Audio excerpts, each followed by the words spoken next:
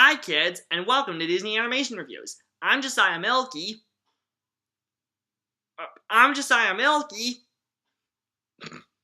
Jordan! To the bat! Oh, there you are. Hey, sorry, I'm a little late. Whew. Okay. Today we're talking about one of the more interesting entries in the Disney Animated Features canon, Walt Disney's 14th animated masterpiece, Peter Pan. Which explains why I'm wearing my Green Bay Packers shirt from my Bambi review. Green is definitely Peter Pan's color. As you can see, I'm wearing a nightgown. Right, I'm Peter Pan, she's Wendy in this equation. Yeah. Walt Disney was very familiar with the story of Peter Pan. He had starred as Peter in a high school play of the story, and saw the 1924 silent film version starring Betty Bronson as Peter.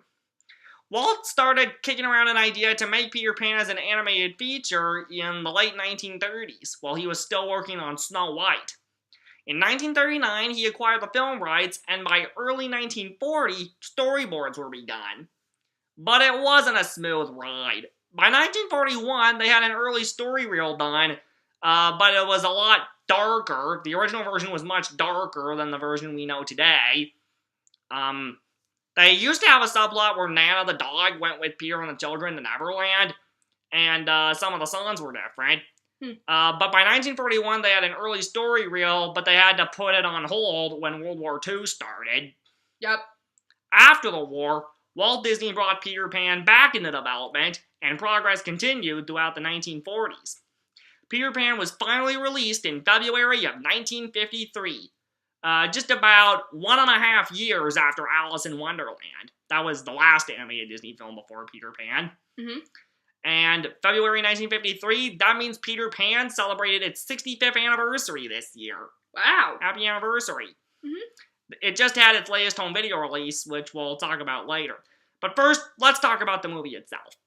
So after the opening credits song, Second Star to the Right, which was actually originally going to be Alice's song, Beyond the Laughing Sky, at the beginning of Alice in Wonderland before it got changed to In a World of My Own. Now it's the opening Peter Pan song, Second Star to the Right.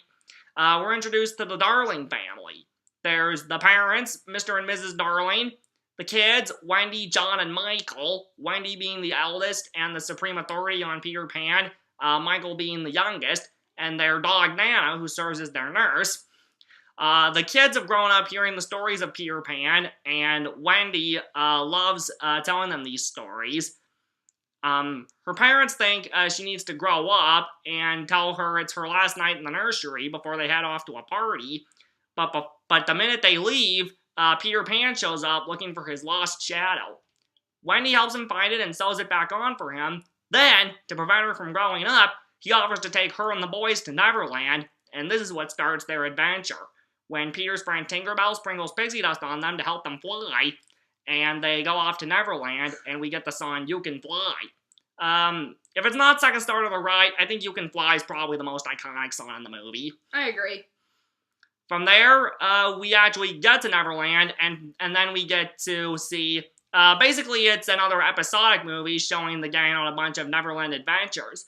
Fighting the Indians, meeting the mermaids of Mermaid Lagoon, and finally taking on the pirates led by Captain Hook.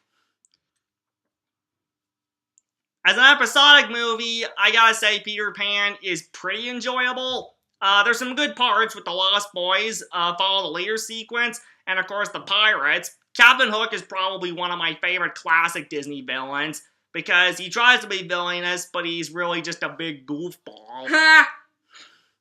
And of course, you've got his rivalry with the crocodile.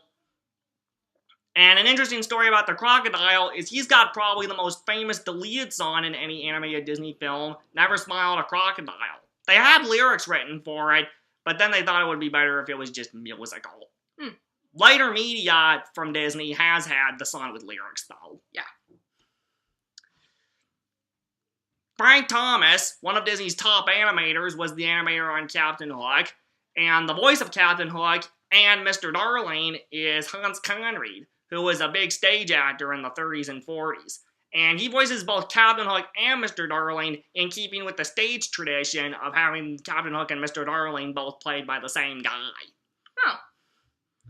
One casting change, tradition that was broken though, is Peter Pan has always been played by a girl. Here he was voiced by a boy for the first time, Bobby Driscoll, who had starred in live-action Disney films like Song of the South and Treasure Island, while Wendy is voiced by Catherine Beaumont, who had just come off of voicing Alice in Alice in Wonderland.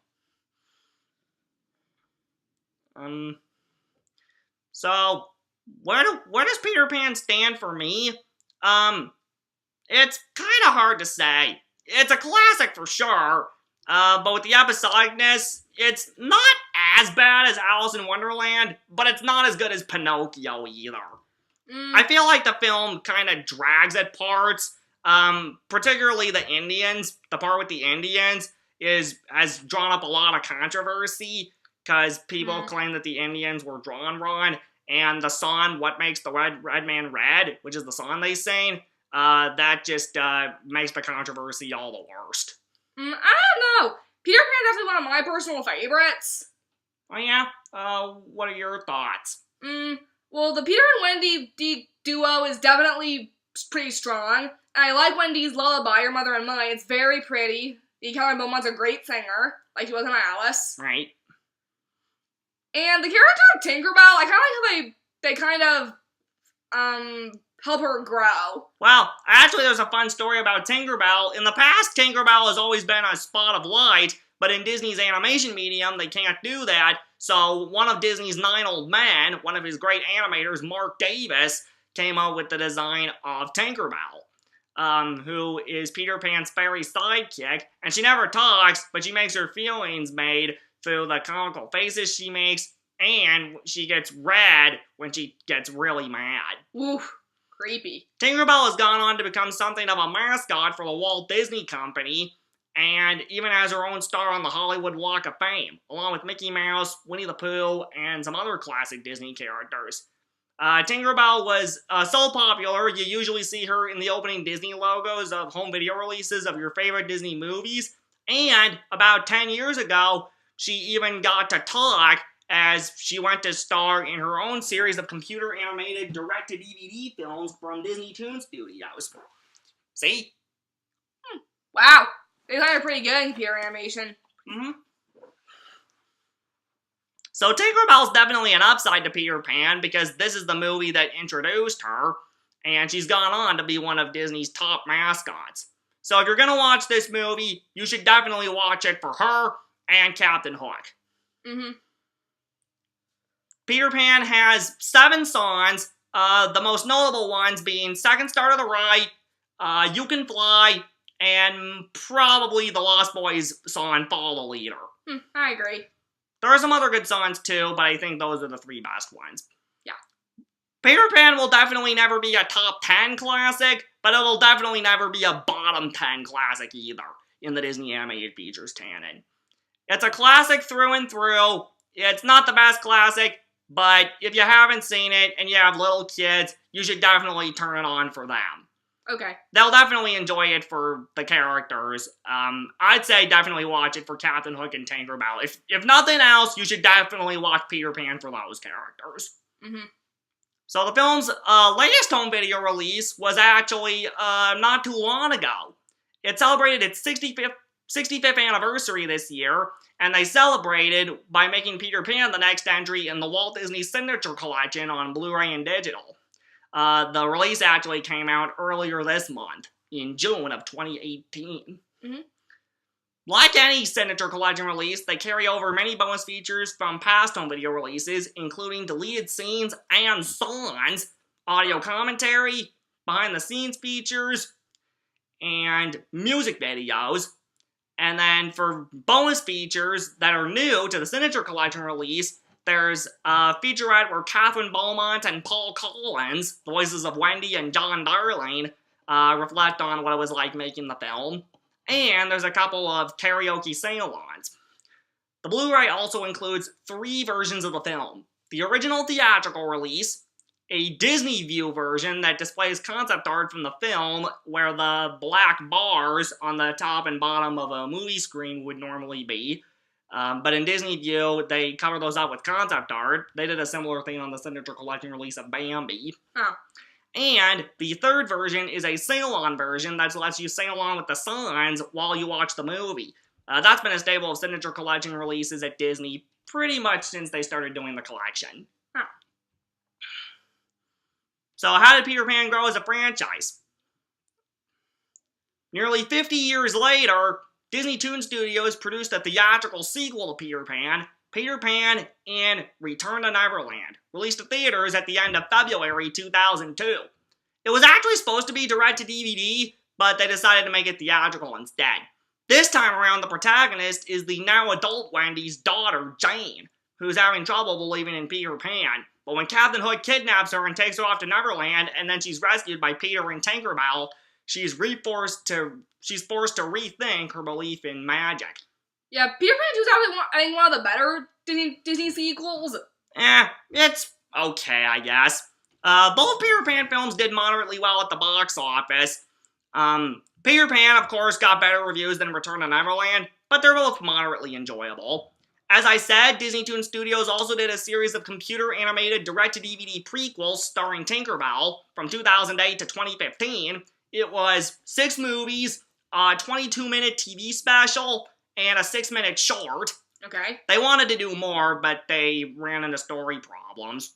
Or something. Maybe it was the drop of merchandising, I don't know. And then also, from Valentine's Day 2011 to fall of 2015, they had one of the first shows they did when Playhouse Disney on Disney Channel became Disney Junior, was they had the spin-off TV show, Jake and the Neverland Pirates, where a group of kids, Jake, Izzy, and Cubby, and their pet parrot Scully, are asked to protect Neverland from Captain Hook and his pirate crew, while Peter Pan is off traveling around the world.